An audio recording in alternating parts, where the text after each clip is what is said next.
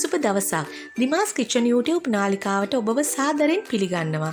අද අපි හදන්න යන්නේ බනානා වලින් රසම රස කේක් එකක්. මේකට අපි බිත්තර පාවිච්චි කළා නැහැ, බටර් පාවිච්චි කළා නැහැ. ඉතින් මේක ඉතා කුඩා අමුද්‍රව්‍ය ප්‍රමාණයකින් තමයි අපි හදාගෙන තියෙන්නේ. අපි බලමු මේක හදන්න මොනවද අපිට අවශ්‍ය කියලා. මුලින්ම මම බෝල් එකක් අරගෙන ඉස්සෙල්ලාම පිටි මිශ්‍රණය තමයි හදාගන්නේ. බනානා මිශ්‍රණයට ඉස්සෙල්ලා මම පිටි මිශ්‍රණය හදාගන්නවා. මොකද බනානා කහට ගහන්න බලන නිසා මම මුලින්ම පිටි මිශ්‍රණය තමයි හදාගන්නේ. පිටි කෝප්ප එකමාරක් අරගෙන තියෙනවා මම.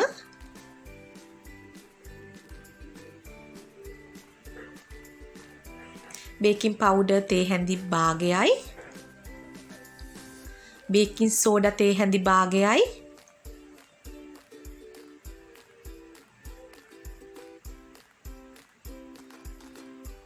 ලුණු තේ හැඳි කාලක් අරගෙන තියෙනවා. කුරුඳු කුඩු තේ හැඳි භාගයක් අරගෙන තියෙනවා. අපි මේ ආකාරයෙන් මේ පිටි ටික හලා ගමු.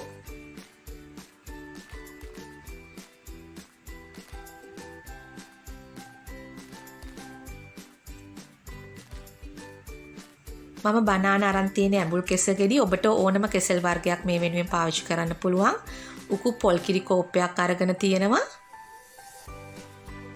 මම අරගෙන තියෙන රතු සීනි මොකද බනානා කේක් එකට හොඳ පාටක් එනවා අපි රතු සීනි පාවිච්චි කළාම.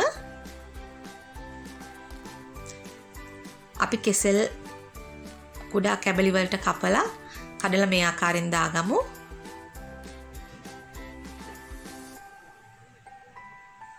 ඊට පස්සුව කිරි කෝප්පේ බෙන්ඩ ජායකට දාගන්න.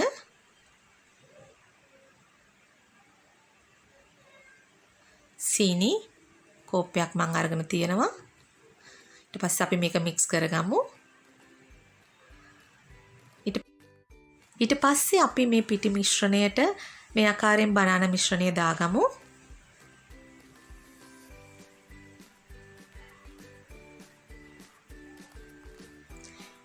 හොඳින් මික්ස් කරන්න අවශ්‍යයි.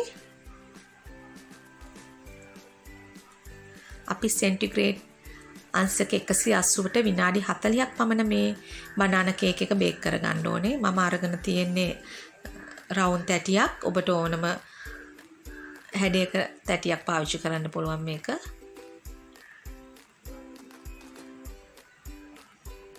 මේකට හොඳින් තෙල් ටිකක් ගාලා මේ මිශ්‍රණය අපි දාගමු මේ තැටියට.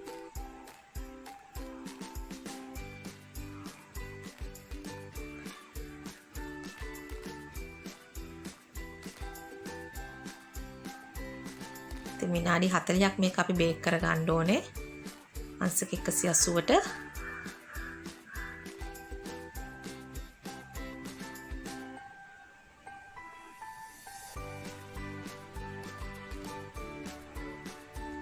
ඉතින් ඔබට පේනවා මේ කේක් එකේ පාට හොඳ කලර් එකක් තියෙනවා. හරිම soft. අපිට අඩු අමුද්‍රව්‍ය ප්‍රමාණයකින් මේක හදා ගන්න පුළුවන්. ඔබට පේනවා හරිම රසයි.